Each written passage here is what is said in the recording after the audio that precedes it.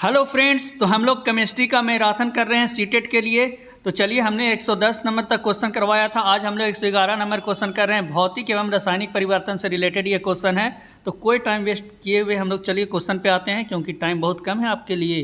तो आप आधा घंटा और समय देकर के इसको रिवीजन कर लीजिएगा। तो हम 4 से 5 क्वेश्चन का आपको फ़ायदा ज़रूर होगा यदि आप केमिस्ट्री नहीं पढ़े हैं सही से। तो चलिए, जंग लगने से लोहे के एक कील की भार पर क्या असर होता है। देखिए, जब जंग लगता है तो क्या होता है, लोहे की कील का भार बढ़ जाता है या फिर घट जाता है। तौल करके देख लीजिए, क्या बात है।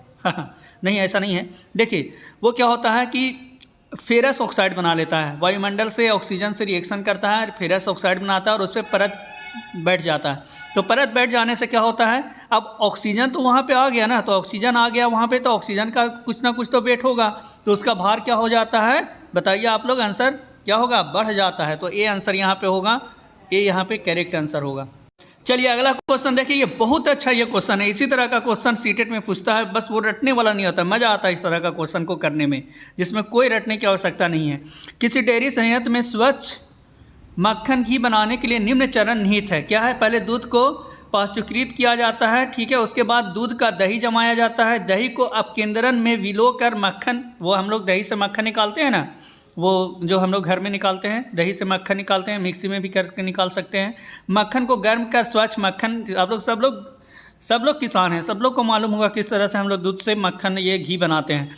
छान कर पैक किया जाता है, ठीक है। तो उपयोग में से कौन सा चरण भौतिक है और कौन सा चरण रासायनिक परिवर्तन है। तो बताइए, कितना अच्छा है क्वेश्चन है यहाँ पे।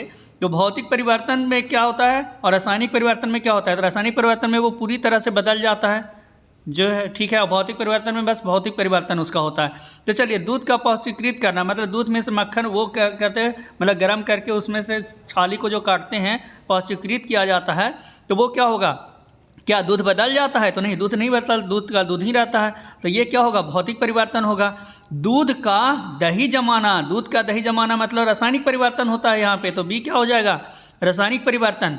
फिर दही को अपकेंद्रन में विलो कर मक्खन से अलग करना, क्या कहते हैं हम लोग वहाँ पे, मक्खन वो मह करके दही को महते हैं, मह करके हम लोग क्या करते हैं, मक्खन निकालते हैं। तो महना वहाँ पे क्या होगा, ये भी क्या होगा, आपका भौतिक परिवर्तन होगा। बस दही को मह ही ना रहे हैं। फिर डी में क्या कर रहे हैं, मक्खन को गर्म कर स्वच्छ घी। अब यहाँ मक्खन से क्या मिल गया, हमको घी मिल गया। तो वहाँ पे भी क्या होगा, रिएक्शन हो रहा है, गर्म कर रहे हैं, हीट कर रहे हैं, ऑक्सीजन वहाँ पे आ रहा है। तो वहाँ पे भी क्या होगा, रासायनिक परिवर्तन होगा। और छान कर पैक किया जाए, दही को घी को छान के पैक कर रहे हैं, तो वो क्या होगा, भौतिक परिवर्तन होगा।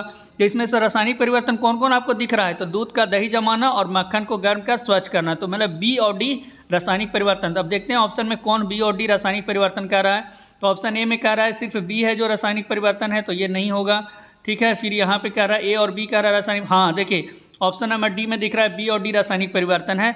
इसका मतलब ये क्या होगा, करेक्ट आंसर होगा। तो देखिए कितना अच्छा ये क्वेश्चन सीटेट में पूछा है। नेक्स्ट क्वेश्चन है, नीचे दिए गए कथन को पढ़िए और सही विकल्प का चयन कीजिए। कागज के टुकड़े का जल कर राख में परिवर्तित होना एक रासायनिक परिवर्तन है। बताइए, कागज के टुकड़े को जला देंगे और वो राख बन गया, तो क्या फिर हम राख से कागज बना सकते हैं, नहीं बना सकते हैं। इसका मतलब ये क्या है, रासायनिक परिवर्तन है। कागज के टुकड़े का जलना अनुत्क्रमणीय परिवर्तन है। अनुत्क्रमणीय मतलब इरिवर्सिबल, हाँ इंग्लिश में देखिए एक होता है रिवर्सिबल प्रोसेस, एक होता है इरिवर्सिबल प्रोसेस। हाँ, ये इरिवर्सिबल प्रोसेस है। फिर से हम लोग वो राख से कागज़ नहीं बना सकते हैं। तो ये हमको लग रहा है दोनों स्टेटमेंट सही है। तो चलिए इसका देखिए, दोनों स्टेटमेंट सही होगा और जो है वो ए का सही एक्सप्लेनेशन भी होगा। तो यहाँ पर ऑप्शन नंबर ए आंसर भी दिया है। तो ये सीटेट का पूछा हुआ क्वेश्चन है। इसी तरह का क्वेश्चन सीटेट में पूछता है। स्टेट लेवल का जो रटने वाला क्वेश्चन है तो वो ऐसा नहीं पूछता है यहाँ पे सीटेट में। अगला क्वेश्चन बहुत अच्छा है। नीचे दिया गया कौन सा समुच्चय भौतिक परिवर्तनों का समाविष्ट है। कौन सा जो सिर्फ भौतिक परिवर्तन है, कागज के टुकड़े करना, केक पकाना और पटाखे फोड़ना। पटाखे फोड़ना तो रासायनिक परिवर्तन हो जाएगा। पानी का उबालना, भोजन पकाना, लोहे में जंग लगाना, रासायनिक परिवर्तन इसमें भी आ गया, भोजन पकाना। कागज का जलाना, दूध से दही जमाना, ये भी खत्म हो गया। डी नंबर ऑप्शन देखिए, कांच का टूटना, गेहूँ पीसना और पानी उबालना। गेहूँ का पीसना जो है ये यहाँ पे कोई रासायनिक अभिक्रिया नहीं होता है, बस उसको पीसा जाता है। तो ये डी नंबर ऑप्शन हमको सही लग रहा है। आप लोग बताइए आपको क्या ऑप्शन सही लग रहा है। तो डी नंबर ऑप्शन, हाँ तो चलिए डी नंबर ऑप्शन आंसर भी दिया है। तो ये डी नंबर ऑप्शन यहाँ पे क्या होगा, करेक्ट होगा। नेक्स्ट क्वेश्चन देखिए, निम्न में से कौन सा कथन सही है। रासायनिक परिवर्तन प्रायः अनुत्क्रमणीय होता है, हाँ इरिवर्सिबल होता है, बहुत अच्छा। If a physical change their is always change in state. जब फिजिकल चेंज होता है तो सिर्फ क्या होता है, स्टेट में परिवर्तन होता है, ठीक है। तो ये भी स्टेटमेंट हमको सही लग रहा है। ए और बी दोनों क्या होगा, सत्य होगा। तो ए और बी दोनों सत्य होगा, तो ये कौन सा ऑप्शन दे रहा है, तो सी नंबर ऑप्शन यहाँ पे दे रहा है। ए और बी दोनों क्या होगा, सत्य होगा। तो सी नंबर ऑप्शन यहाँ पे करेक्ट होगा। ए और बी दोनों क्या होगा, ट्रू होगा। सॉरी, इसमें क्या कर रहा है, बी नंबर ऑप्शन में क्या कर रहा है, भौतिक परिवर्तन में सर्वदा अवस्था में परिवर्तन होता है। नहीं, ये हमेशा क्या होता है, फेज चेंज होता है, क्योंकि पानी से बर्फ बनना, बर्फ से पानी बनना, तो हमेशा ऐसा नहीं होता है कि फिजिकल चेंज। जैसे हम लोग क्या कर रहे हैं, दूध से ये घी से को छान रहे थे, तो वहाँ पे तो हो नहीं रहा था फिजिकल चेंज में। तो ये बी क्या है, गलत है। सर्वदा जो लिख दिया ना, ऑलवेज जो लिख दिया, ये गलत हो गया। ऑलवेज नहीं लिखता तो सही हो जाता, इसलिए क्या होगा, ए सही होगा, लेकिन बी गलत होगा। तो ऑप्शन नंबर ए सही होगा। सॉरी, हमने सी आंसर दिया था। अगला क्वेश्चन है, निम्न में से कौन सा रासायनिक परिवर्तनों का समूह है, बताइए इसमें से कौन कौन सा है जो रासायनिक परिवर्तन हो रहा है। दूध में चीनी मिलाना, दूध से दही जमाना, दूध से पनीर बनाना और दही से लस्सी बनाना। तो इसमें से कौन कौन सा है जो भौतिक रासायनिक परिवर्तन है। तो दही से लस्सी बनाना ये तो खत्म हो जाएगा। तो 4 वाला कौन है, 4 वाला ऑप्शन सी और डी है। देखिए ऑप्शन से चलिए, आराम से आपका काम हो जाएगा। दूध से दही जमाना, अच्छा ये रासायनिक परिवर्तन का समूह है। तो रासायनिक परिवर्तन हमको दूध से दही जमाना दिख रहा है, तो 2 वाला जो भी है वो सही हो सकता है। तो ऑप्शन नंबर ए और बी में हो सकता है। उसके बाद कह रहा है दूध में चीनी मिलाना, तो दूध में चीनी मिलाना तो रासायनिक परिवर्तन नहीं है, इसलिए 2 और 3 ठीक है। तो ये 2 और 3 सही होगा। तो बी नंबर ऑप्शन यहाँ पर आपका करेक्ट होगा, 2 और 3।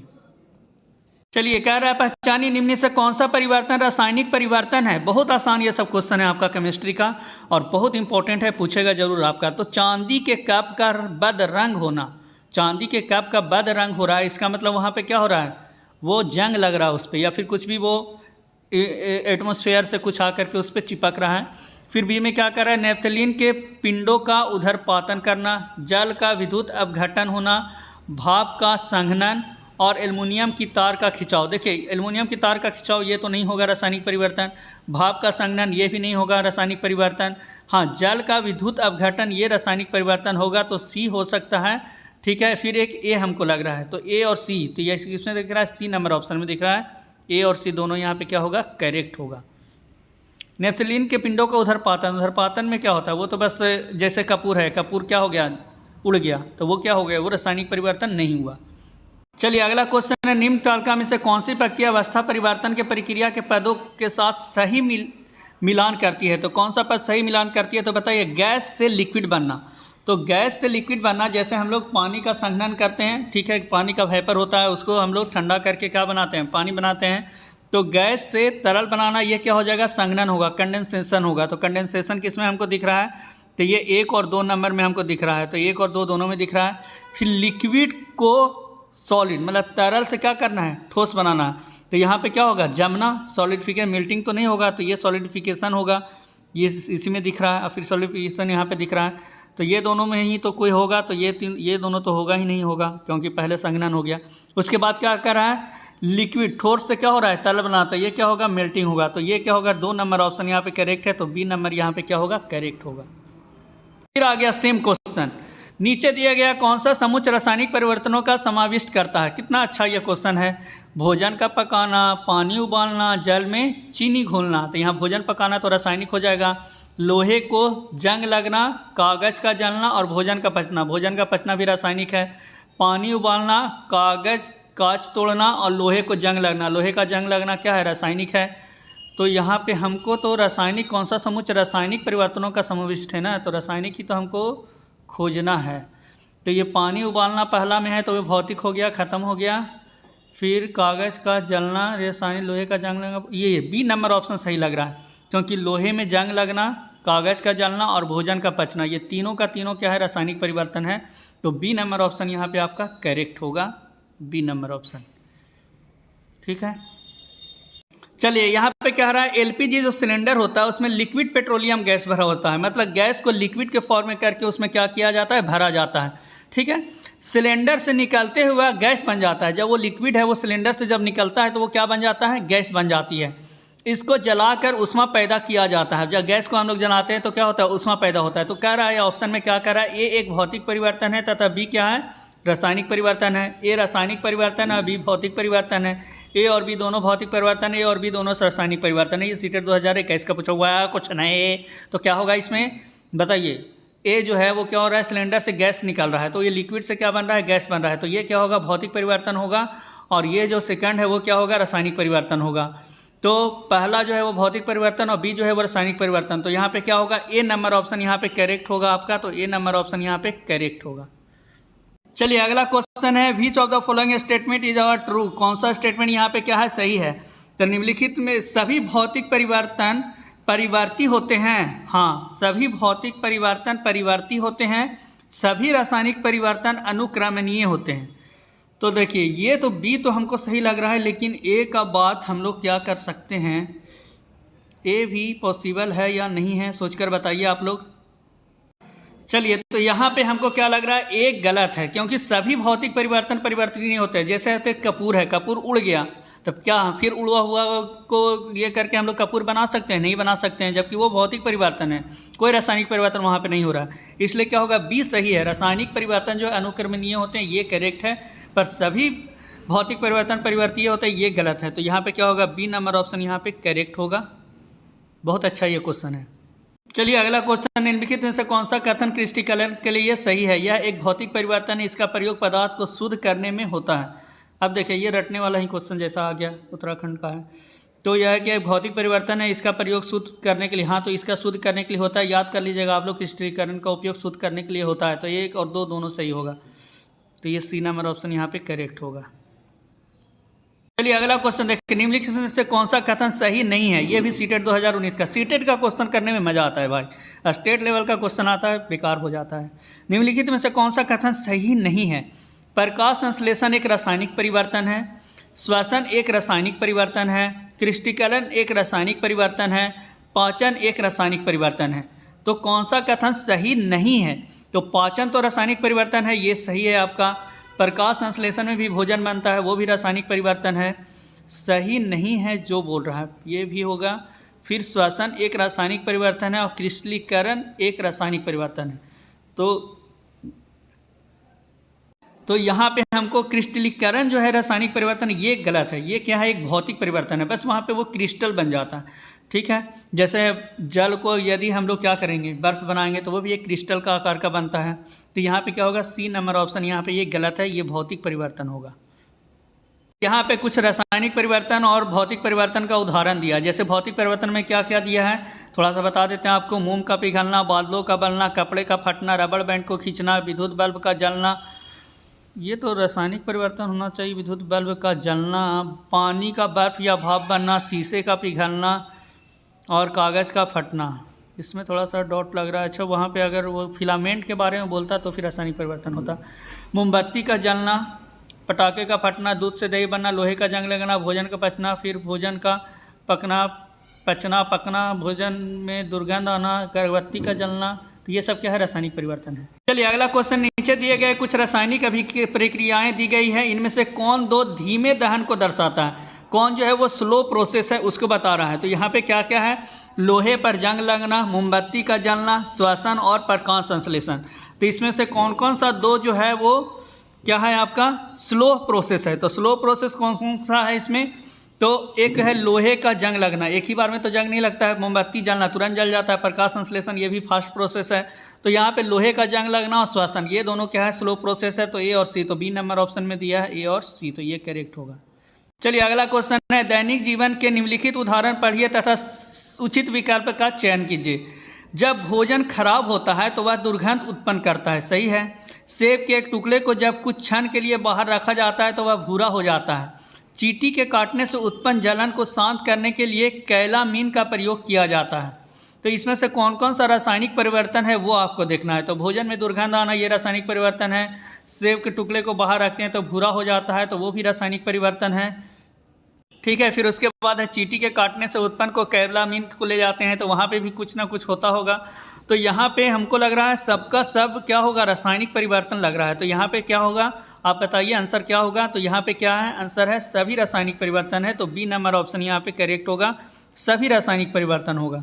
नेक्स्ट क्वेश्चन है, निम्नलिखित में से कौन सा व्युत्क्रम परिवर्तन कौन सा नहीं है, कौन रिवर्स प्रोसेस नहीं है। तो जल से भाप बनाएंगे, भाप से जल बनाएंगे, लोहे को पिघला देंगे, पिघला हुआ को फिर लोहा बना देंगे, केरोसिन का जलना और भाप का संघनन। तो यहाँ पे क्या होगा, केरोसिन को जला देंगे तो जला हुआ से फिर क्या हम लोग उसका जो कारिक होता है उससे फिर क्या हम लोग धुआं से क्या हम लोग केरोसिन बना सकते हैं, नहीं बना सकते हैं। तो ये गलत है, तो ये सी नंबर ऑप्शन यहाँ पे करेक्ट होगा। नेक्स्ट क्वेश्चन है, जंग लगना एक प्रक्रिया है, अपचयन अभिक्रिया, ऑक्सीकरण अभिक्रिया, अपचयोपचय इकोन अपचयोपचय, ठीक है, हाँ ठीक है, रिडॉक्स विस्थापन अभिक्रिया। तो ये क्या होगा, ऑक्सीकरण अभिक्रिया। जंग लगना क्या होगा, एक ऑक्सीकरण अभिक्रिया है, क्योंकि ऑक्सीजन से रिएक्शन करता है तो फेरस ऑक्साइड बन जाता है। नेक्स्ट क्वेश्चन है, शर्करा को एल्कोहल में परिवर्तित करने की प्रक्रिया के नाम से जानी जाती है। तो यहाँ पे क्या कर रहे हैं, हाँ दारू बना रहा है जी, चीनी से दारू बना रहा है, बताइए जी, हद तरीके। तो इसको हम लोग कौन सा अभिक्रिया करते हैं, किण्वन। तो इसको किण्वन कहते हैं, दारू बनाना किण्वन अभिक्रिया है। जान लेवे वाला चीज़ बना रहा है तो किल मतलब किण्वन। चलिए अब नेक्स्ट क्वेश्चन है, पीएच वैल्यू, अम्ल क्षार और लवण के पीएच वैल्यू से रिलेटेड ये क्वेश्चन है। तो ये देखिए रीट का पूछा हुआ क्वेश्चन है तो रटने वाला ही होगा। निम्नलिखित में से संश्लेषित सूचक है। अब यहाँ पे सिंथेटिक इंडिकेटर मतलब जो हम लोग खुद से बनाते हैं, और एक होता है नेचुरल इंडिकेटर। तो यहाँ पे क्या होगा, लिटमस है, हल्दी है, गुलहड़ की पंखुड़ियाँ हैं और फिनोल्फ्थलीन है। तो आपको नाम देख कर कहीं लग रहा होगा लिटमस का पेपर नेचुरल होता है, हल्दी भी नेचुरल होता है, गुलहड़ की पंखुड़ियाँ भी नेचुरल होता है। तो फिनोल्फ्थलीन यहाँ पे क्या है, बनाया गया है। तो ये फिनोल्फ्थलीन यहाँ पे सही आंसर होगा आपका, डी नंबर ऑप्शन यहाँ पे करेक्ट होगा, फिनोल्फ्थलीन।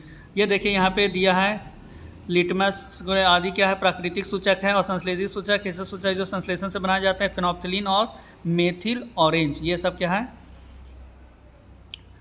ये सब जो है सिंथेटिक है। चलिए अगला क्वेश्चन, निम्नलिखित में से प्राकृतिक सूचक है। तो कौन है प्राकृतिक सूचक, तो यहाँ पे लिटमस क्या है, प्राकृतिक सूचक है, जबकि फिनोल्फ्थलीन, मेथिल ऑरेंज और मेथिल रेड ये सब क्या है। तो रटने वाला तो सीटेट में नहीं पूछता है भाई। नेक्स्ट क्वेश्चन यहाँ पे है, तत्व X विद्युत का कुचालक है। तो विद्युत का कुचालक है, ऑक्सीजन में जलकर एक गैस उत्पन्न करता है जो जल में अघुलनशील है, और यह विलयन नीले लिटमस पेपर को लाल कर देता है। अब देखिए ये जो है, जो विलयन बन रहा है, जो मतलब ऑक्सीजन में जलकर एक गैस उत्पन्न करता है जो जल में अघुलनशील है, यह विलयन नीले लिटमस पेपर को लाल कर देता है। तो ये क्या करता है, ब्लू को किस में कर देता है, रेड में। तो ब्लू को रेड में करता है, तो ये क्या होता है, एसिड। ये चीज़ आप सुन लीजिए, ब्लू को रेड में BRA, ठीक है, आप पढ़ लीजिए अपने से। तो ब्लू को रेड में करेगा तो ये क्या होगा, एसिड होगा बरा। और फिर ब्लू टू रेड BRA बरा, आप याद रख लीजिए। और रेड से ब्लू में करेगा तो वो क्या हो जाएगा, बेस। रेड को अगर ब्लू में करेगा तो वो क्या हो जाएगा, बेस हो जाएगा। तो ये बेस हो जाएगा, रेड को ब्लू में करेगा तो बेस, और ब्लू को रेड में करेगा तो एसिड, ठीक है। तो आप लोग ब्रास याद रख सकते हैं, ठीक है, ब्लू टू रेड एसिड। तो यहाँ पे क्या होगा, ब्लू टू रेड यहाँ पे हम लोग कर रहे हैं। तो ब्लू से रेड अगर हम लोग कर रहे हैं तो ये एसिड है। तो यहाँ पे एसिड कौन है, सबसे पहले तो कुचालक कर रहा है। तो कुचालक यहाँ पे जब कह रहा है तो कुचालक का मतलब यहाँ पे क्या होगा, कार्बन तो नहीं होगा, तो ये कार्बन यहाँ से हट गया, ठीक है। मैग्नीशियम भी नहीं होगा। फिर यहाँ पे ये क्या होगा, सल्फर एक यहाँ पे दिख रहा है जो कुचालक होता है, और ये ऑक्सीजन में गलकर और ये क्या होता है, अम्ल बनाता है। ये जो होता है सल्फर ऑक्साइड होता है। तो ये सब क्या बनाता है, अम्ल बनाता है। तो ये होगा सल्फर, यहाँ पे सही आंसर होगा, तो अम्ल होगा। वो तो ब्लू टू रेड एसिड है, तो एसिड हमको पहचानना है, तो ये अम्ल होगा। ये देखिए नेक्स्ट क्वेश्चन फिर उसी तरह का है, नीचे दिए गए किस ऑक्साइड का जलीय विलयन नीले लिटमस को लाल कर देता है, ठीक है। फिर ब्लू टू रेड, इसलिए बोल रहे हैं ब्रा को याद कर लीजिए। ब्लू को क्या कर रहा है, रेड कर रहा है, तो ये क्या होगा, एसिड होगा। तो इसमें से कौन एसिड है, copper oxide, calcium oxide, sulphur oxide या मैग्नीशियम। तो सब लोग सल्फ्यूरिक अम्ल सब लोग जानते हैं, H2SO4। H2SO4 तो एसिड होता है, ऐसे ही बोलते हैं एसिड लॉग। रूम में साफ़ करना है, ये बाथरूम ये सबको साफ़ करना रहता है तो हम लोग बोलते हैं एसिड मार्केट से लेकर आओ। वो एसिड क्या होता है, H2SO4 होता है। इससे पता चलता है कि हम लोग ब्लू को रेड कर रहा है, ब्लू को रेड कर रहा है, इसका मतलब ये एसिड है। और एसिड यहाँ पे कौन होगा, तो सी नंबर ऑप्शन सही होगा, सल्फर डाइऑक्साइड। नेक्स्ट क्वेश्चन है, निम्नलिखित में से कौन सा युग्म एसिड बेस इंडिकेटर अम्ल क्षार संकेतक के रूप में उपयोग में लाया जा सकता है। लाल बंदे गोभी का पत्ता और हल्दी, नमक और हल्दी, केले की पत्तियां और बंदा गोभी की पत्तियां, नींबू का रस और हल्दी। तो बताइए कौन हो सकता है अम्ल क्षार इंडिकेटर के रूप में युक्त किया जाता है। आप लोग सोचिए कौन सा आंसर होगा। चलिए, तो इसका जो सही आंसर है वो क्या है, लाल बंद रोगी का, ये बंदा गोभी का पत्ता और हल्दी। बंदा गोभी का पत्ता जो लाल रंग का होता है, बंदा गोभी इधर तो नहीं मिलता है, कहीं कहीं मिलता होगा, तो लाल बंदा गोभी का पत्ता और हल्दी, ये क्या है, तो दोनों में यूज किया जा सकता है। ठीक है, इसका देखिए ये आंसर ए दिया है और इसका एक्सप्लेनेशन हम आपको पढ़कर दिखा देते हैं क्या दिया है। उपयुक्त में से लाल बंदा गोभी का पत्ता और हल्दी का युग्म का प्रयोग एसिड बेस इंडिकेटर के रूप में होता है, क्योंकि लाल बंदा गोभी का पत्ता अम्लीय विलयनों को क्या करता है, ये गहरा गुलाबी और क्षारकीय विलयनों को हरा कर देता है। तो लाल बंदा गोभी का पत्ता से तो अम्ल और क्षार दोनों का होगा, अम्ल रहेगा तो उसका गुलाबी हो जाएगा और क्षार रहेगा तो वो क्या हो जाएगा, हरा कर देता है। क्षार हल्दी के धब्बों को घोल को लाल भूरे रंग में बदल देता है, ठीक है, तथा हल्दी के घोल या धब्बों को अम्लीय कर देता है। ठीक है, लेकिन इसमें कोई परिवर्तन, अम्लीय में कोई परिवर्तन नहीं लाता है। तो ये दोनों का यूज होगा, आप लोग याद कर लीजिए इसको।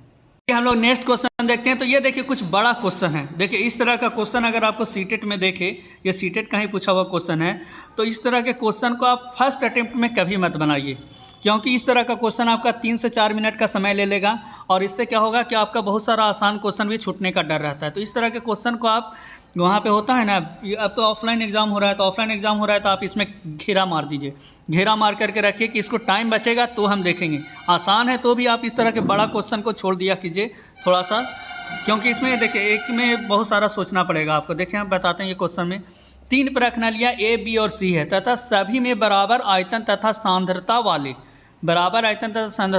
वाले रंगहीन तरल पदार्थ हैं।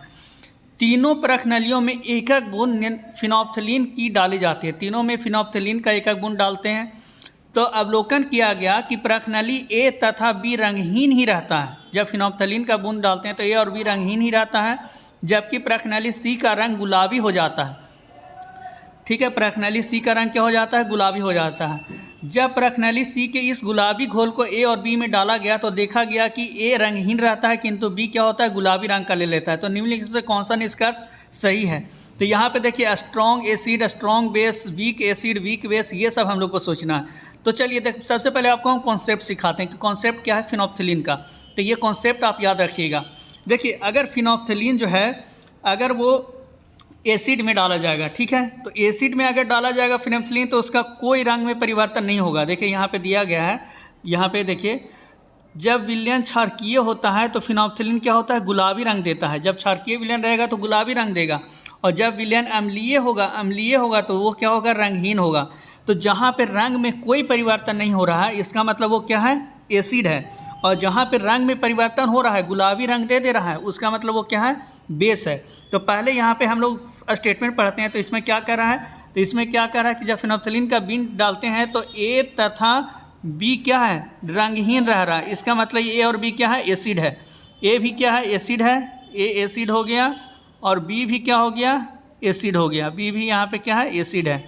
उसके बाद फिर क्या कर रहा है, जबकि सी का रंग गुलाबी हो जाता है, तो सी रंग गुलाबी हो जाता है, इसका मतलब सी क्या है यहाँ पे, तो सी जो है वो बेस है। अब कह रहा है जब प्रश्नली सी के इस गुलाबी घोल को ए और बी में डाला गया तो देखा गया कि ए रंगहीन रहता है। जब फिर से हम उस क्षार को, ये दोनों एसिड में डाल रहे हैं, तो क्षार को एसिड में डाल रहे हैं तो वो क्या होना चाहिए, न्यूट्रल होना चाहिए। जबकि क्या हो रहा है, न्यूट्रल नहीं हो रहा है, ए रंगहीन ही रहता है। तो ए रंगहीन ही रह जा रहा है, लेकिन बी क्या हो जा रहा है, गुलाबी हो रहा है। इसका मतलब बी क्या है, जो एसिड था वो अब बेस बन गया। बी जो एसिड था वो अब क्या बन गया, बेस बन गया, क्योंकि उसमें बेस मिला दिए, और बेस क्या है, स्ट्रॉन्ग बेस हो गया। तो इसका मतलब अगर सी को हम मिला रहे हैं इसमें बी में, तो वो एसिड को क्या कर दे रहा है, बेस कर दे रहा है। इसका मतलब ये जो है वो वीक एसिड है, जो बी जो है वो क्या है, वीक एसिड है। तो ये वीक एसिड होगा, तो ये वीक एसिड होगा, यहाँ पे बी जो है वीक एसिड होगा, ए स्ट्रॉन्ग एसिड होगा, और ये सी भी क्या होगा, स्ट्रॉन्ग बेस होगा। तो ए और सी स्ट्रॉन्ग बेस और बी क्या होगा, वीक एसिड। तो देखते हैं वीक एसिड कहाँ पे दिया है, तो बी को वीक एसिड होना चाहिए। तो यहाँ पे देखिए बी क्या है, सॉरी स्ट्रॉन्ग, ये वीक एसिड होना चाहिए। तो ये स्ट्रॉन्ग बेस दिया है, स्ट्रॉन्ग एसिड दिया है, वीक एसिड यहाँ पे दिख रहा है, और यहाँ पे भी दिख रहा है ये बी क्या क्या है, वीक एसिड। अब उसके बाद क्या होना चाहिए, ए को स्ट्रॉन्ग एसिड होना चाहिए और सी को स्ट्रॉन्ग बेस होना चाहिए। तो स्ट्रॉन्ग बेस होना चाहिए, तो यहाँ पे क्या होगा, ये स्ट्रॉन्ग बेस यहाँ पे दिया है, तो ये सी नंबर ऑप्शन यहाँ पे क्या होगा, करेक्ट होगा। तो यहाँ पे सी नंबर ऑप्शन, यहाँ पे सी आंसर भी दिया है, तो ये सी नंबर ऑप्शन यहाँ पे क्या होगा, करेक्ट होगा। तो इस तरह से सोचना होगा। तो थोड़ा टाइम किलिंग ये क्वेश्चन है, इसलिए इस तरह के क्वेश्चन को सेकंड अटेम्प्ट में आप लोग बनाया कीजिए। नेक्स्ट क्वेश्चन है, निम्नलिखित में से कौन सा संश्लेषण कृत्रिम सूचक है? तो बताइए कौन सा कृत्रिम सूचक है यहाँ पे?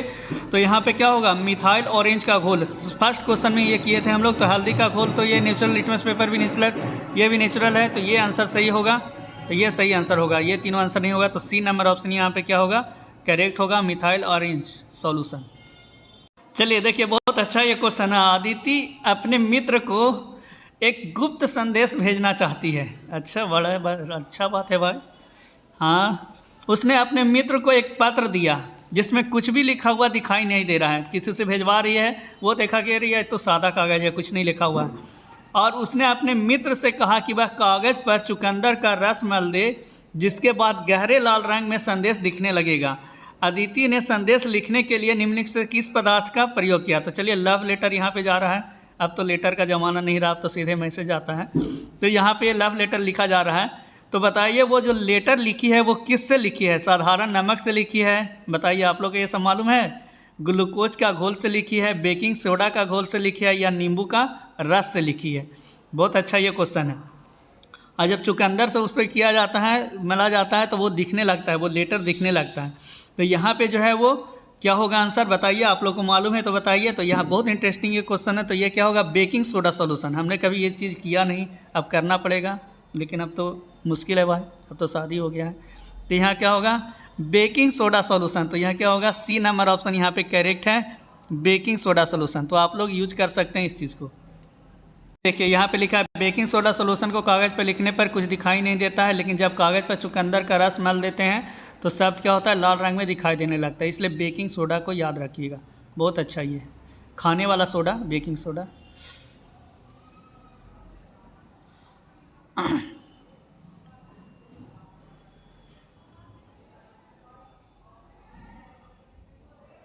चलिए अगला है, क्षारीय माध्यम में फिनोल्फ्थीन सूचक का रंग होता है। तो बताइए क्षारीय में क्या हो जाता है? तो गुलाबी हो जाता है, और अम्ल रहता है तो रंगहीन होता है। तो बी नंबर ऑप्शन यहाँ पे क्या है, करेक्ट है। क्वेश्चन है, जब किसी अम्ल को क्षार में मिलाया जाता है तब निम्न में से क्या उत्पन्न होता है? केवल लवण, केवल जल, लवण, जल तथा उष्मा, लवण तथा जल। तो देखिए अम्ल को हम लोग किस में मिला रहे हैं? क्षार में मिला रहे हैं। ठीक है, तो अब वो डिपेंड करेगा कि स्ट्रॉन्ग एसिड है या स्ट्रॉन्ग बेस है, ये सब पर भी डिपेंड करेगा। ठीक है, ये देखिए, जब किसी अम्ल को क्षार में मिलाया जाता है तब इनमें से क्या उत्पन्न होते हैं? देखिए, अगर हम लोग स्ट्रॉन्ग एसिड और स्ट्रॉन्ग बेस को मिलाते हैं, ठीक है, तो वहाँ पे स्ट्रॉन्ग एसिड और स्ट्रॉन्ग बेस को मिलाते हैं तो फिर हमको क्या मिलता है? लवण मिलता है, साल्ट वहाँ पे मिलेगा, न्यूट्रल हो जाएगा, फिर जल मिलेगा और उष्मा होगा। तो जल क्या होता है? न्यूट्रल होता है, उदासीन हो जाता है। तो यहाँ पे क्या होगा, सी नंबर ऑप्शन यहाँ पे करेक्ट है। और वहाँ पे हीट जनरेट होता है, अम्ल को क्षार में मिलाते हैं तो हीट जनरेट होता है। तो सी नंबर ऑप्शन यहाँ पे करेक्ट है, आप लोग याद रखिएगा, लवण, जल तथा उष्मा।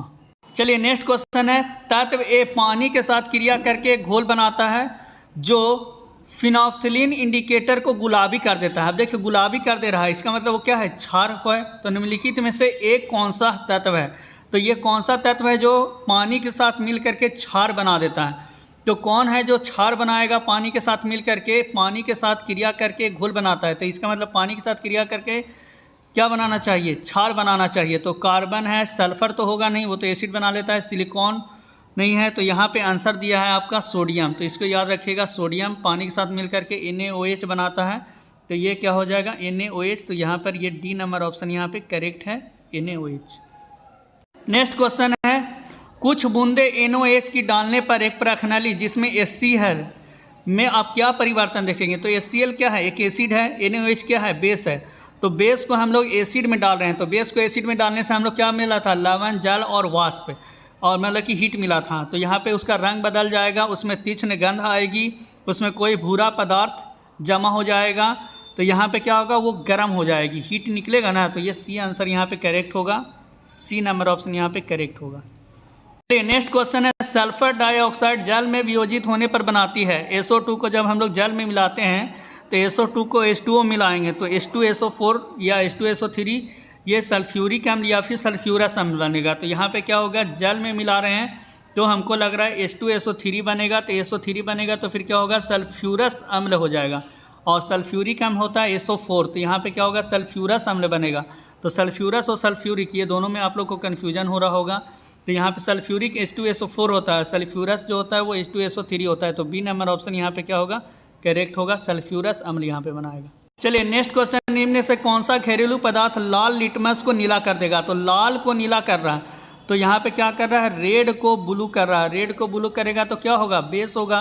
और ब्लू को अगर रेड में करता है ब्रा, तो वो क्या होता है, एसिड होता है। तो हमको ये चीज़ देखना है कि रेड को ब्लू में कर रहा है, इसका मतलब हमको बेस पहचाना है कि इसमें कौन बेस है। तो बेकिंग सोडा, हम लोग एसिड को, ये बेकिंग सोडा है, ये हम लोग खाते हैं। फिर सिरका है, तो सिरका तो ये एसिड में आ जाएगा। नींबू का रस, ये भी एसिड में आ जाएगा। फिर कोई विरंजक, तो ये ब्लीचिंग, तो ये दोनों क्या हो जाएगा, बेस में आएगा। तो 1 और 4 होगा। तो 1 और 4 किस में दिख रहा है, तो डी नंबर ऑप्शन में 1 और 4 दिख रहा है। तो डी नंबर ऑप्शन यहाँ पे करेक्ट होगा आपका। चलिए नेक्स्ट क्वेश्चन, निम्न से कौन सा उदासीन लवण है? तो कौन इसमें से उदासीन लवण है? तो पहला है sodium chloride, sodium carbonate, sodium acetate या अमोनियम क्लोराइड। तो उदासीन जो है लवण कौन सा यहाँ पे होगा? तो यहाँ पे है उदासीन लवण जो है वो सोडियम क्लोराइड, NaCl, ठीक है। तो NaCl यहाँ पे उदासीन होगा, Na और Cl minus, Na plus Cl minus हो जाएगा, तो ये हो जाएगा। चलिए नेक्स्ट क्वेश्चन है, अमोनियम क्लोराइड का घोल नीले लिटमस पेपर को लाल कर देता है, लाल को नीला कर देता है, कोई परिवर्तन नहीं करता है, रंगहीन कर देता है। तो देखिए यहाँ अमोनियम क्लोराइड है, तो सबसे पहले अमोनियम क्लोराइड का क्या होता है सूत्र, NH4Cl होता है। तो NH4Cl जो होता है इसको हम लोग नौसादर भी बोलते हैं। तो नौसादर क्या होता है, इसका जलीय विलयन जो होता है वो अम्लीय होता है। तो अम्ल क्या करता है बताइए, अम्ल आप लोग को याद होगा, वो अम्ल क्या करता है, ब्लू को क्या कर देता है, रेड कर देता है, एसिड होता है वो। तो ब्लू को रेड मतलब नीला लिटमस पेपर को क्या कर देगा, लाल कर देगा। तो नीले को लाल यहाँ पे क्या कर रहा है, ए नंबर ऑप्शन में दे रहा है। तो ये ए नंबर ऑप्शन यहाँ पे करेक्ट होगा, नीले लिटमस पेपर को लाल बना देता है। चलिए अगला क्वेश्चन है, निम्न से किस लक्षण के लिए मिल्क ऑफ मैग्नीशियम लाभदायक है? तो मिल्क ऑफ मैग्नीशियम जो इनो होता है वो किस लिए लाभदायक है? तो एसिडिटी, हम लोग को एसिडिटी हो जाता है तो इनो हम लोग पीते हैं। तो ये डी नंबर ऑप्शन यहाँ पे क्या होगा, करेक्ट होगा। चलिए अगला क्वेश्चन, निम्नलिखित से कौन सा उदाहरण दैनिक जीवन में उदासीनीकरण का नहीं है? कौन जो है वो उदासीनीकरण का नहीं है? तो अम्लीयता के लिए मिल्क ऑफ मैग्नीशिया का उपयोग, जब हम लोग का एसिडिटी होता है तो मिल्क ऑफ मैग्नीशिया हम लोग लेते हैं तो वो एसिडिटी खत्म हो जाता है। तो वो इसका मतलब वो न्यूट्रलाइजेशन वहाँ पे हो रहा है, उदासीनीकरण वहाँ पे हो रहा है। चींटी के काटने पर हम लोग क्या करते हैं, बेकिंग सोडा लगाते हैं। तो बेकिंग सोडा लगाते हैं तो वहाँ भी उदासीन हो जा रहा होगा, तो वो भी न्यूट्रलाइजेशन है। मृदा का अनभुजे चूने द्वारा उपचार, ठीक है, ट्रीटमेंट सॉइल, फिर विक्यूक्लाइन, ठीक है। फिर आयरन पर जिंक का परत जाना। देखिए आयरन पर अगर हम लोग क्या हो रहा है, जिंक का परत जम रहा है वहाँ पे, तो इसका मतलब वो क्या है, रासायनिक परिवर्तन वहाँ पे हो रहा है। तो वो दैनिक जीवन में उदासीन नहीं हो रहा है। तो ये वहाँ रासायनिक परिवर्तन तो ऊपर भी हो रहा है, मतलब वो उदासीन नहीं हो रहा है, वहाँ पे परत जम रहा है तो ऑक्सीडाइजिंग या रिड्यूसिंग वहाँ पे होगा। तो डी नंबर ऑप्शन यहाँ पे करेक्ट होगा। तो डी यहाँ पे करेक्ट है। चलिए नेक्स्ट क्वेश्चन है, सौर्य लंबी पैदल यात्रा पर गया, ठीक है। पैदल चलते समय एकाएक नहीं होता है भाई, एकाएक लिखा है, एकाएक उसके हाथ पहाड़ी के अनुदिश पास में उगी किसी झाड़ियाँ से लग जाती है। उसने डंक लगने का अनुभव किया और उसके हाथ में खुजली होने लगा। तुरंत ही अनुदेशक महोदय के पास से किसी एक पौधे से एक पत्ती ली, उससे मसला और फिर उसके रस को हाथ के प्रभावित क्षेत्र पर रगड़ा। उस डंक की तथा पत्ती के रस की रासायनिक प्रकृति क्रमशः क्या होगी? तो बताइए जो डंक लगा वो डंक क्या होगा, एसिड होगा या फिर बेस होगा? तो ये सोचना है आपका, जो पत्ती हम का रस जो लग रहे वो क्या होगा? तो यहाँ पे जो डंक लगा वो एसिडिक होगा और जो पत्ती का रस है वो क्या होगा, बेस होगा। तो एसिडिक और बेस कहाँ पे दे रहा है? तो ये नंबर ऑप्शन यहाँ पे करेक्ट होगा, एसिडिक और बेस। नेक्स्ट क्वेश्चन है, ए, बी, सी तथा डी के नमूने अपने प्रकृति के लिए हल्दी तथा फिनोप्थलीन का प्रयोग करके जांचे जाते हैं। उनका अवलोकन रिकॉर्ड किया गया। तो अवलोकन क्या क्या किया गया? हल्दी डालने पर लाल भूरे हो जाते हैं। तो ए के बारे में दिया गया है कि ए क्या हो रहा है कि हल्दी डालने पर लाल और भूरा हो जाता है। फिर बी क्या, फिनोप्थलीन डालने पर गुलाबी हो जाता है। बी में फिनोप्थलीन डाले तो वो क्या हो गया, गुलाबी हो गया। इसका मतलब बी क्या है, यहाँ पे बी जो है वो क्षार है। फिर हल्दी डालने पर पीला हो जाता है, ठीक है। तो सी हल्दी डालने पर क्या हो जाता है, पीला हो जाता है। और फिनोप्थलीन डालने पर रंगहीन हो जाता है। इसका मतलब डी भी क्या है, एसिड है। तो यहाँ पे क्या है, बी बेस है और डी क्या है, एसिड है। तो बी बेस और डी एसिड, तो बी को बेस और डी को एसिड। तो यहाँ पे क्या दिख रहा है, डी नंबर ऑप्शन में ऐसा दिख रहा है जिसमें बी क्या है, बेस है और डी क्या है, एसिड है। बी बेस और डी एसिड, हाँ। तो ये डी नंबर ऑप्शन में दिख रहा है जिसमें बी बेस है। तो सिर्फ हम लोग फिनोप्थलीन का कॉन्सेप्ट हमको याद था, उसी से हम क्वेश्चन को बना दिए। क्योंकि फिनोप्थलीन बेस को क्या करता है, गुलाबी कर देता है, और एसिड को क्या करता है, रंगहीन रखता है। तो यहाँ पर एसिड के बारे में क्या लिखा है, डी क्या है, रंगहीन, डी में क्या लिखा है, डी जो है वो रंगहीन होता है, फिनोल्फ्थालीन डालने पर रंगहीन हो जाता है। तो इसका मतलब डी क्या है, एसिड है, और बी क्या है, क्षार है। तो डी नंबर ऑप्शन यहाँ पे करेक्ट होगा, ये डी नंबर ऑप्शन। चलिए, तो इसमें एसिड और पीएच वैल्यू से बहुत सारा क्वेश्चन पूछा है, लेकिन हम लोग जो फालतू क्वेश्चन है उसको नहीं करेंगे। जैसे ये देखिए, आसाम टेट का पूछा हुआ क्वेश्चन है, ये बेकार क्वेश्चन है 149। ये भी आसाम टेट का बेकार क्वेश्चन लग रहा है हमको, इतना टफ क्वेश्चन नहीं पूछता है सीटेट में। ये छत्तीसगढ़ टेट का है, तो इसको भी हम लोग ये कर सकते हैं। CH3COONA का जलीय विलयन होता है क्षारकीय, उदासीन या अम्लीय। तो ये क्या है, क्षारकीय होगा, तो ये ए नंबर ऑप्शन यहाँ पे करेक्ट है। ठीक है, नेक्स्ट क्वेश्चन देखिए, ये भी छत्तीसगढ़ टेट का पूछा हुआ क्वेश्चन है, लेकिन चलिए कर लेते हैं। क्या कहता है, कौन सा कथन सत्य है, उदासीन लवण के जल अपघटन से अम्ल और क्षार प्राप्त होते हैं। बताइए, उदासीन को अगर हम लोग जल अपघटन करेंगे तो अम्ल और क्षार प्राप्त होगा, तो ये कुछ ज़्यादा जरूरी नहीं है, क्योंकि सारा उदासीन से अम्ल और क्षार ही प्राप्त होगा, ये कोई ज़रूरी नहीं है। तो ये भी गलत है। अम्ल तथा क्षार क्रिया करके हमेशा उदासीन लवण बनाते हैं, कोई ज़रूरी नहीं है। स्ट्रॉन्ग एसिड, स्ट्रॉन्ग बेस ये सब रहेगा तो उदासीन नहीं होगा। सी में कह रहा है, कास्टिक सोडा से साइट्रिक अम्ल का उदासीकरण करने का पर उदासीन लवण बनता है, ये भी नहीं जरूरी है। अमोनियम नाइट्रेट अम्लीय लवण है, तो ये डी सही है। अमोनियम नाइट्रेट जो है वो क्या है, अम्लीय लवण है, तो ये डी क्या है, कन्फर्म है। बाकी सब में कन्फर्म नहीं हो भी सकता है, नहीं भी हो सकता है। ये अगला क्वेश्चन देखिए, एक्स वह रसायन है जो हमारे अमाशय में उपस्थित है तथा भोजन के पाचन के लिए आवश्यक है। जब एक्स अधिक में स्रावित होता है तो वह अपाचन जैसी स्वास्थ्य समस्याएं उत्पन्न करता है। वाई वह रसायन है जिसका उपयोग ऐसी ही स्थिति में उपचार के लिए किया जाता है। तो एक्स और वाई क्या है, तो बताइए, एक्स क्या होगा, एसिडिटी होगा, और वाई क्या होगा, मिल्क ऑफ मैग्नीशिया। यहाँ मिल्क ऑफ मैग्नीशिया, यहाँ पे क्या होगा, वाई क्या हो रहा है, एक रसायन है उपचार के लिए किया जाता है, इसका मतलब वाई मिल्क ऑफ मैग्नीशिया होगा। तो वाई मिल्क ऑफ मैग्नीशिया किस में दे रहा है, बी नंबर ऑप्शन में दे रहा है, तो ये बी नंबर ऑप्शन यहाँ पे करेक्ट होगा। देखिए, बी नंबर ऑप्शन आंसर भी दिया है, तो ये क्या होगा, मिल्क ऑफ मैग्नीशिया, यही वाई मिल्क ऑफ मैग्नीशिया है, और एक्स क्या हाइड्रोक्लोरिक अम्ल है जो एसिडिटी होता है। कितना अच्छा, ये देखिए सीटेट में इसी तरह का क्वेश्चन पूछता है भाई। चलिए, नेक्स्ट क्वेश्चन है, ये सीटेट का पूछा। देखिए, बहुत सारा स्टेट लेवल का था तो वो सबको हम छोड़ दिए। सल्फ्यूरिक अम्ल को तनु बनाने के लिए अम्ल को पानी में डालने की सलाह दी जाती है। ठीक है, सल्फ्यूरिक अम्ल उसको हम लोग को तनु बनाना है, उसके लिए हम लोग क्या कहते हैं, अम्ल को पानी में डालने की सलाह दी जाती है, क्योंकि अम्ल कांच के बर्तन को तोड़ सकता है। अम्ल को तनु बनाने की प्रक्रिया अत्यधिक उष्माक्षेपी है। हाँ, क्योंकि अम्ल को जब हम लोग तनु बनाते हैं, ठीक है, मतलब हार्ड है, उसको हम लोग क्या वीक एसिड में बनाते हैं, तो उष्माक्षेपी बहुत ही ज़्यादा हीट निकलता है, इसलिए हम लोग क्या करते हैं, उसमें पानी डालते हैं ताकि वो हीट को एब्जॉर्ब कर सके। तो ये बी नंबर ऑप्शन यहाँ पे क्या है, करेक्ट होगा। उष्माक्षेपी होती है, बहुत ही हीट निकलता है, तो बी नंबर ऑप्शन यहाँ पे क्या होगा, करेक्ट होगा। क्वेश्चन है, अधातु के जो ऑक्साइड है वो क्या होता है। तो अधातु के जो ऑक्साइड होते हैं वो अम्लीय होते हैं, और धातु के ऑक्साइड क्या होता है, क्षारीय होते हैं। तो ये डी नंबर ऑप्शन यहाँ पे करेक्ट है, प्रकृति में अम्लीय होते हैं अधातु के ऑक्साइड।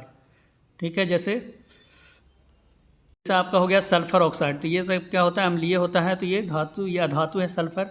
उसका नेक्स्ट क्वेश्चन है, एक आदमी सुनार बनकर घर घर जाता है और लोगों को पुराने स्वर्ण आभूषणों की चमक फिर से लौटाने का वचन देता है। उस पर विश्वास करके एक महिला अपनी सोने की चूड़ियाँ उसे दे देती है और वह एक घोल में डालता है। चूड़ियाँ तो चमक जाती है पर उसका भार काफ़ी कम हो जाता है। इस धोखेबाज द्वारा प्रयोग किया गया घोल संभवतः, तो आप लोग को भी ये सब कीजिएगा, गांव में बहुत ज़्यादा होता है। कोई भी आता है कि हाँ हम आपको फ्री में चमका करके देंगे, सोने का कंगन फ्री में, अरे चलो फ्री में साफ़ कर रहा है, दे देते हैं, और वो दे देते हैं, और वो धोखा करके क्या होता है, उसको वो अपने उस घोल में उस सोने को घुला लेता है और उसका भार कम हो जाता है। समझिए, फ्री में या फिर 100 रुपया भी ले रहा है तो आपका 500 1000 का नुकसान देगा। ये वो कौन सा मिश्रण होगा, तो इतना तो श्योर है कि वो एक स्ट्रॉन्ग एसिड होगा। तो स्ट्रॉन्ग एसिड होगा तो इसका मतलब HCl होगा। तो यहाँ पर बी कह रहा है कि सांद्र स्ट्रॉन्ग HCl भी हो सकता है, स्ट्रॉन्ग HNO3 भी हो सकता है, ये दोनों का मिश्रण होगा, तो बी होगा। HCl और HNO3 का मिश्रण रहता है वो। क्वेश्चन है, निम्नलिखित दिए गए ऑक्साइडों में से किसका जलीय विलयन नीले लिटमस पेपर्स को लाल कर देता है। देखिए, एक ही क्वेश्चन कितना बार पूछा है। ये ब्लू को क्या करेगा, रेड करेगा, तो ब्लू को रेड ब्रा मतलब वो एसिड होगा। तो एसिड कौन होता है, सल्फर डाइऑक्साइड। तो ये डी नंबर ऑप्शन यहाँ पे क्या होगा, करेक्ट होगा। क्वेश्चन है, सीटेट 2014 का पूछा हुआ क्वेश्चन है, किसी छात्र के पास हल्दी का गाढ़ा पेस्ट है। इस पेस्ट को हाइड्रोक्लोरिक अम्ल और सोडियम हाइड्रोक्साइड के जलीय विलयन में अलग अलग डालने पर वह किस रंग का परीक्षण करेगा। तो बताइए, यहाँ पर हल्दी का जो पेस्ट है वो है, और ये दोनों क्या किसमें, हाइड्रोक्लोरिक अम्ल और सोडियम हाइड्रोक्साइड। तो सोडियम हाइड्रोक्साइड तो बेस है, NaOH क्या होता है, बेस होता है, और HCl क्या होता है, एसिड होता है। इसका मतलब एसिड और बेस में डाल रहा है। तो बताइए एसिड और बेस में अगर हल्दी को डालेंगे तो बताइए हल्दी का क्या होता है, हल्दी एक प्राकृतिक सूचक है।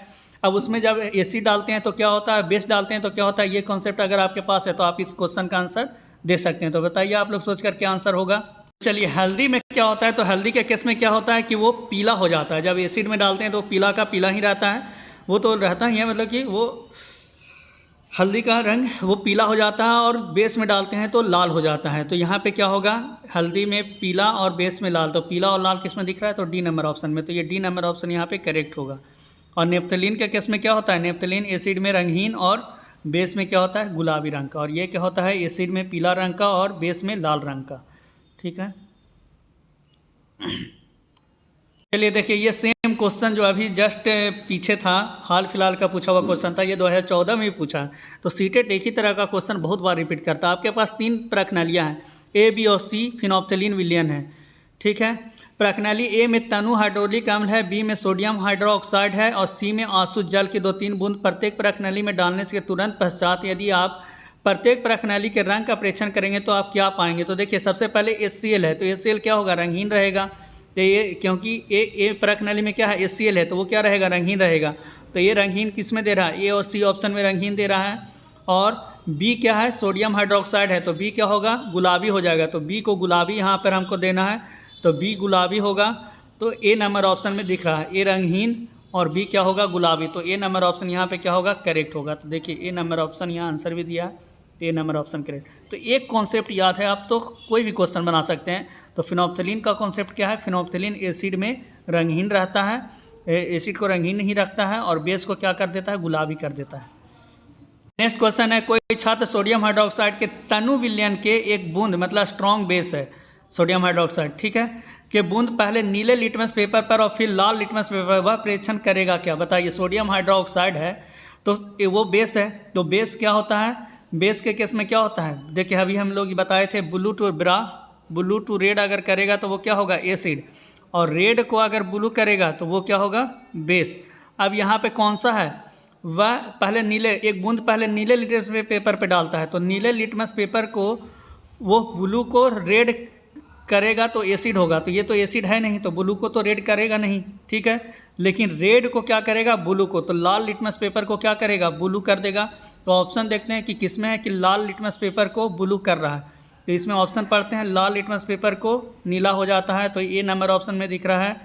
फिर लाल लिटमस पेपर नीला हो जाता है, ये बी में भी दिख रहा है। तो ए और बी ऑप्शन में ही से कोई होगा। फिर क्या कर रहा है, नीला लिटमस पेपर को लाल करेगा, तो ब्लू टू रेड तो होगा नहीं, बी नंबर ऑप्शन होगा। नीले लिटमस पेपर में कोई परिवर्तन नहीं होगा और लाल लिटमस पेपर को क्या कर देगा, नीला कर देगा, ठीक है, ये बी नंबर ऑप्शन यहाँ पे करेक्ट होगा। नेक्स्ट क्वेश्चन है, आपके पास 2 प्रश्नालियाँ ए और बी है। प्रश्नाली ए में हल्दी का पेस्ट भरा है, जबकि प्रश्नाली बी में फिनोप्थलीन का जलीय विलयन भरा है। इन दोनों प्रश्नालियों में तनु हाइड्रोलिक अम्ल की कुछ बूंदे को डालने पर भरे पदार्थ प्रतीत होंगे। बताइए HCl अगर हम डाल रहे हैं तो HCl दोनों में डाल रहे हैं, एक किस में डाल रहे हैं, हल्दी में, और एक किस में डाल रहे हैं, फिनोप्थलीन में। तो HCl क्या है, एसिड है, तो एसिड क्या होगा, तो फिनोप्थलीन क्या होगा, रंगहीन होगा, तो बी रंगहीन होगा। बी में फिनोप्थलीन है तो बी क्या होगा, रंगहीन होगा। तो ए और सी दोनों में रंगहीन देख रहा है। देख लिए जो सेम तरह का आंसर दिखे, देखिए आपको कन्फ्यूजन होगा एग्जाम में, तो देखिए सेम तरह का 2 ऑप्शन को आप चूज़ कीजिए। नहीं समझ में आ रहा है तो यहाँ भी रंगीन, यहाँ भी आप ये दोनों में से किसी भी एक को टिक आउट कर दीजिए, 50% चांस है कि वो सही हो सकता है, क्योंकि नेगेटिव मार्किंग तो होता नहीं है। तो ये सब ट्रिक अपनाइएगा तो आप एग्जाम में अच्छा मार्क्स लाइएगा, क्योंकि नेगेटिव मार्किंग नहीं होता है। तो 2 ऑप्शन आप आराम से छाँट लीजिए और 2 ऑप्शन में से किसी एक को आप टिक आउट कर दीजिए। तो यहाँ बी रंगीन दोनों में दे रहा है। फिर क्या कर रहा है, हल्दी का पेस्ट है, तो हल्दी का पेस्ट क्या हो जाता है, एसिड में क्या हो जाता है, पीला हो जाता है। तो ये क्या होगा, सी नंबर ऑप्शन यहाँ पे करेक्ट होगा। ए में पीला जबकि बी में क्या होगा, रंगीन, तो सी नंबर ऑप्शन यहाँ पे क्या होगा, करेक्ट हो गया। नेक्स्ट क्वेश्चन, आपके पास 3 प्रश्नालियाँ एक्स, वाई और जेड हैं, जो 3 विभिन्न विलयनों में आधी आधी भरी है। जैसे एक्स में सोडियम क्लोराइड, वाई में सोडियम हाइड्रोक्साइड और जेड में तनु हाइड्रोलिक अम्ल है। उपयुक्त विलयन में फिनोप्थलीन, देखिए फिनोप्थलीन डाल रहे हैं, तो फिनोप्थलीन डाल रहे हैं तो जेड में क्या है, HCl है, तो जेड क्या रहेगा, रंगहीन, तो जेड रंगहीन। अब देखिए 2 ऑप्शन दिखिए कि नहीं, आपको हम बार बार कह रहे हैं कोई भी ऑप्शन आप 2 चुनिएगा, 2 जो सेम जैसा दिखे, नहीं समझ में आए दोनों में से एक को आप जय श्री राम करके मार दीजिए, सही हो जाएगा, राम जी करेंगे बेड़ा पार। अब उसके बाद क्या होगा, ये 2 रंगहीन दे दिया है। अब उसके बाद क्या कर रहा है, एक सोडियम क्लोराइड है और वाई क्या है, सोडियम हाइड्रोक्साइड है। तो सोडियम हाइड्रोक्साइड है तो ये क्या होगा, ये वाई तो गुलाबी होगा। अब देखिए वाई गुलाबी दे दिया। और NaCl है, अब NaCl यहाँ पे क्या होगा, तो ये रंगहीन होगा या फिर गुलाबी होगा। अब यहाँ पे कन्फ्यूजन आ गया, तो NaCl सोडियम क्लोराइड, तो ये क्या होगा आप बताइए सोचकर। चलिए यहाँ पे जो क्या होगा, देखिए NaCl क्या होगा, NaCl जो है वो उदासीन होता है, तो वो ना तो एसिड होता है ना ही बेस होता है। तो वो ना तो, तभी तो हम लोग नमक को खाते हैं, ना तो वो एसिड होता है ना ही वो बेस होता है। तो वो भी क्या होगा, देखिए फिनोप्थेलिन जो है जो उदासीन होता है, मतलब ना वो एसिड होता है ना वो बेस होता है, उसमें भी रंगहीन देता है और फिर एसिड के साथ भी रंगहीन नहीं देता है, मतलब कोई कलर नहीं देता है, लेकिन बेस के साथ जो है वो गुलाबी रंग देता है। तो यहाँ पे क्या होगा, बी नंबर ऑप्शन यहाँ पे करेक्ट होगा। एक्स भी रंगहीन और जेड भी रंगहीन, लेकिन वाई क्या होगा, गुलाब। बहुत अच्छा ये क्वेश्चन है, तो रिपीट कर सकता है इस तरह के क्वेश्चन। नेक्स्ट क्वेश्चन है, कोई छात्र मैग्नीशियम रिबन का वायु में दहन करता है, ठीक है, और बची हुई राख को आसित जल में घोलकर विलयन बनाता है। इस विलयन की एक बूंद क्रमशः पहले नीले लिटमस पेपर पर और फिर लाल लिटमस पेपर पर डालता है, तो वह प्रेक्षण करेगा कि, देखिए तो मतलब यहाँ मैग्नीशियम के रिबन को वायु में दहन कर रहा है, ठीक है, तो उसके बाद क्या परिवर्तन होगा लिटमस पेपर में, तो पहले वो क्या आंसू जल में घोलते हैं, तो बताइए वो एसिड बनेगा वो बेस बनेगा, मैग्नीशियम का जो ऑक्साइड बनेगा वो एसिड बनेगा या फिर बेस बनेगा। तो NaMgOH बनता है, तो वो क्या बनेगा, बेस बनेगा। अब बेस बनेगा तो बेस क्या करता है, तो बेस क्या करता है, ब्लू टू रेड, नहीं ब्लू टू रेड करेगा तो वो क्या हो जाएगा, एसिड हो जाएगा। ब्रा हम याद रखने के लिए बोले आपको। तो ये रेड को क्या करेगा, ब्लू करेगा, तो लाल लिटमस पेपर को क्या करेगा, नीला करेगा। तो यहाँ पे ऑप्शन देखते हैं, तो लाल को नीला यहाँ पे कर रहा है, फिर लाल को नीला इसमें भी कर रहा है, लाल को लाल, ये तो गलत हो गया, लाल को नीला इसमें भी कर रहा है, तो ये ऑप्शन हट गया। अब ये 3 ऑप्शन यहाँ पे दिख रहा है, तो यहाँ पे क्या होगा, जो ठीक है राख है, आंसू जल है, तो नीले लिटमस पेपर को क्या करेगा, तो नीला को तो वो लाल नहीं करेगा, तो नीला को नीला ही रहने देगा, नीला में कोई परिवर्तन नहीं होगा, तो नीला को नीला ही रहने देगा। तो ये ए नंबर ऑप्शन यहाँ पे करेक्ट होगा, नीला को नीला ही रहने देगा और लाल को क्या कर देगा, नीला कर देगा। तो एक छोटा सा कॉन्सेप्ट से कितना क्वेश्चन बन रहा है बस। नेक्स्ट क्वेश्चन है, इनमें से कौन सा दुर्बल अम्ल है, तो दुर्बल अम्ल इसमें से कौन सा है, तो सिट्रिक एसिड जो है वो इसमें दुर्बल, ये तो स्टेट लेवल का पूछा हुआ है। तो चलिए इस तरह से हमने, अब नेक्स्ट है यहाँ पे अयस्क धातु, तो इसको हम लोग नेक्स्ट वीडियो में कर लेंगे, क्योंकि थोड़ा सा लंबा हो जा रहा है वीडियो, आपका 47 मिनट का वीडियो हो गया। तो देखिए अभी तक हमने इस जो पढ़ा इसमें से क्या सीखा हमने, एक फिनोप्थेलिन के बारे में सीखा। तो फिनोप्थेलिन क्या करता है, फिनोप्थेलिन जो होता है एसिड और न्यूट्रल जो रहेगा, एसिड और न्यूट्रल, तो इसमें क्या करेगा, रंगहीन रहेगा, ठीक है, ये कॉन्सेप्ट आप समझ लीजिए। और अगर वो बेस रहेगा तो कैसा रंग का देगा, तो वो गुलाबी रंग का देगा, पिंक कलर का देगा, ठीक है। ये किस केस में बता रहे हैं, तो ये बता रहे हैं फिनोप्थेलिन के केस में। अब हल्दी के केस में क्या बता रहे हैं, तो हल्दी जो है, हल्दी वो क्या रहेगा, अगर क्या रहेगा, अगर एसिड रहेगा तो उसमें क्या होगा, पीला रंग देगा, और अगर बेस होगा तो वो क्या होगा, रेड कलर का देगा। तो ये सब बस याद रखिए, आपका काम हो जाएगा, कोई फ़ायदा ये नहीं। फिर सबसे इम्पॉर्टेंट ब्रा, तो ब्रा हम बताए थे सबसे इम्पॉर्टेंट इसमें ब्रा। तो ब्लू को अगर हम लोग रेड कर रहे हैं तो वो क्या होगा, एसिड होगा, और रेड को अगर वो ब्लू कर रहा है, मतलब लाल, नीला लिटमस पेपर को लाल कर रहा है तो एसिड, और लाल लिटमस पेपर को ब्लू कर रहा है, नीला कर रहा है, तो वो क्या होगा, बेस। बस ये कॉन्सेप्ट को आप याद रखिए, ब्रा को, आपका काम हो जाएगा। तो थैंक यू। बस आप आधा घंटा भी पढ़ लीजिए मेरा वीडियो से, आपको मतलब ये आधा घंटा का 3-4 वीडियो हो जाएगा। बस इससे आपका कम से कम 10 क्वेश्चन आपका केमिस्ट्री का ज़रूर आपका करेक्ट हो जाएगा। हम आपको गारंटी दे रहे हैं, आपका 10 क्वेश्चन का फ़ायदा होगा। बस मेरा वीडियो ज़रूर एक बार देख लीजिए। आप देखिए क्वेश्चन से ही सब कुछ होता है। आप सोचिएगा बहुत सारा मैराथन में क्या करा रहे हैं, बस थ्योरी थोड़ा सा जल्दी से बता दे रहे हैं, उससे कोई फ़ायदा नहीं होने वाला है। आप क्वेश्चन के साथ थ्योरी को कीजिएगा, बहुत फ़ायदा होगा। आप आधा घंटा कम सोइए, लेकिन वीडियो को ज़रूर देख लीजिए, आपको फ़ायदा होगा। और आप सोइएगा हम खूब सोएंगे और फार्मूला रटेंगे, तो सीटेट में कभी भी रटने वाला क्वेश्चन नहीं आता है भाई, ये एकदम गारंटी हम आपको दे रहे हैं। बस छोटा सा कॉन्सेप्ट आपको याद रखना है और बड़ा से बड़ा क्वेश्चन उससे सॉल्व होगा। रटने का कोई फ़ायदा नहीं है इसमें। तो जो मैराथन में फार्मूला सिर्फ करवा रहे हैं, हमको नहीं लगता उससे कोई फ़ायदा आपको होने वाला। इस तरह का क्वेश्चन आप कीजिए, बहुत फ़ायदा होगा। ठीक है, thank you for watching video. Please share and subscribe my channel. Okay, bye bye, tata, next see you, welcome.